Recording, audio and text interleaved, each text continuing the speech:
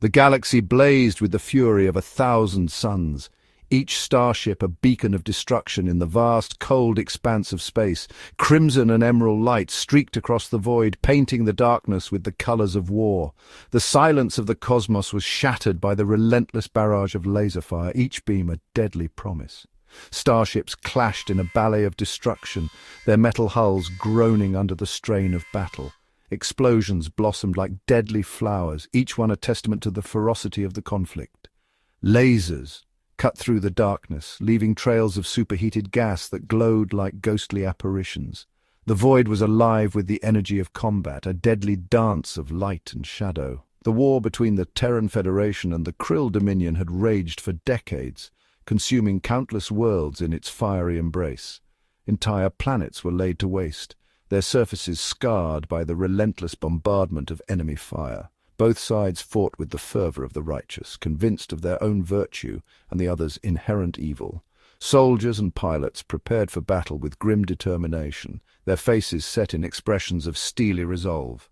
Among the Terran warships soared the Ulysses, a veteran cruiser scarred by countless battles. Its hull bore the marks of 100 engagements, each one a testament to the ship's resilience and the bravery of its crew. On board, Lieutenant Commander Anya Volkov, a hardened veteran with eyes like steel, prepared for her next mission. Her hands moved with practiced precision, checking and rechecking her equipment. Her jaw was set firm, her expression grim. She had seen too much, lost too many comrades to the unending conflict. Each mission was a reminder of the stakes, of the lives hanging in the balance. War had taken its toll, leaving her with a heart hardened by loss and a spirit forged in the crucible of combat. Yet, despite the weariness etched into her features, there was a fire in her eyes, a determination that refused to be extinguished. The bridge of the Ulysses was a hive of activity, with crew members at their stations, each one focused on their tasks. The air was thick with tension, the weight of the impending battle pressing down on everyone. A holographic display in the center of the room showed the tactical situation, with icons representing friendly and enemy forces. Officers huddled around it, discussing strategy and making last-minute adjustments to their plans. The crew's faces were a mix of determination and apprehension. They knew the risks, understood the stakes. Each one was prepared to give their all, to fight with everything they had, to protect their home and their comrades. The engines of the Ulysses roared to life, the ship vibrating with the power of its reactors. It was a familiar sensation, one that brought a sense of both dread and exhilaration to those on board. As the ship launched into the void, the crew braced themselves for the coming storm. They were warriors, each one ready to face whatever challenges lay ahead. The galaxy was divided, but their resolve was unbreakable. On the opposite side of the galactic conflict, the Krill destroyer Razorclaw prowled the battlefield.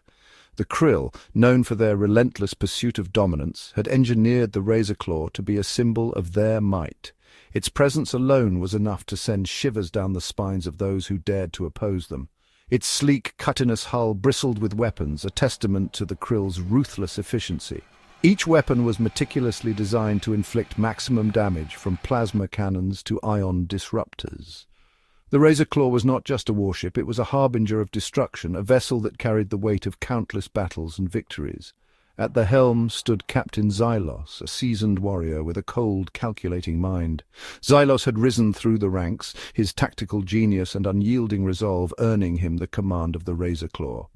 His reputation was one of fear and respect, a leader who would stop at nothing to achieve his objectives.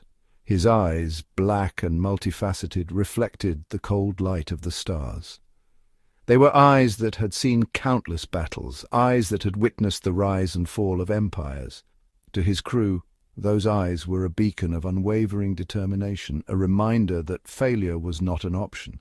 Fate, it seemed, had a cruel sense of humor. The Razorclaw's path was about to cross with that of the Ulysses, a ship commanded by Captain Arya, a formidable opponent in her own right. The stage was set for a confrontation that would echo through the annals of history. During a fierce engagement in the Xerxes system, the Ulysses and the Razorclaw found themselves locked in a desperate duel. The Xerxes system, with its treacherous asteroid fields and volatile energy storms, was a fitting backdrop for such a monumental clash. Both ships maneuvered with precision, their captains anticipating each other's moves with uncanny accuracy. Lasers blazed, shields flared, and the void trembled under the fury of their assault. The battle was a symphony of destruction, each volley of fire a note in a deadly composition. The crews of both ships worked tirelessly, their lives hanging in the balance with every decision made. But amidst the chaos, a stray energy torpedo found its mark, crippling both vessels. The once mighty warships now drifted, their hulls scarred and smoking. The battle had ended in a stalemate, but the rivalry between the Ulysses and the Razor Claw was far from over. As the debris of their conflict floated in the void, both captains knew that their paths would cross again, and the next encounter would be even more decisive. The crippled ships, locked in a death spiral, plummeted toward the surface of Xerxes IV, a desolate planet of jagged canyons and howling winds. The once mighty fleet, now reduced to flaming wreckage, scattered across the sky like falling stars. The atmosphere crackled with the energy of their descent, a symphony of destruction that echoed through the barren landscape. Anya managed to eject from the doomed Ulysses moments before it crashed, her escape pod hurtling toward the unforgiving surface. The pod's descent was a blur of fire and metal, a desperate bid for survival against the odds. As she braced for impact, her mind raced with thoughts of her crew, her mission, and the unknown dangers that awaited her on this hostile world. She landed hard, the impact jarring her teeth. The force of the crash left her dazed, her vision swimming as she struggled to regain her bearings.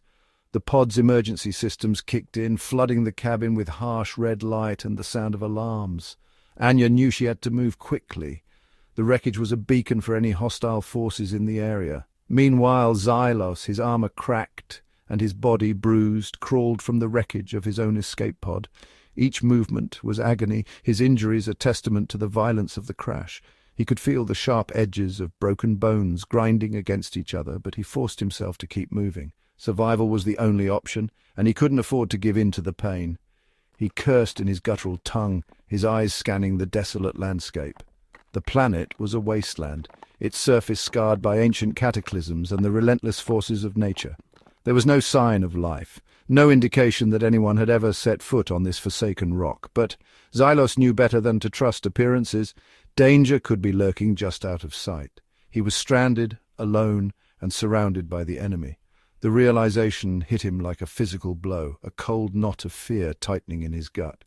He had no way of knowing if any of his comrades had survived, no way of contacting them even if they had. All he could do was keep moving, keep searching for a way off this cursed planet. Little did he know his enemy was closer than he thought.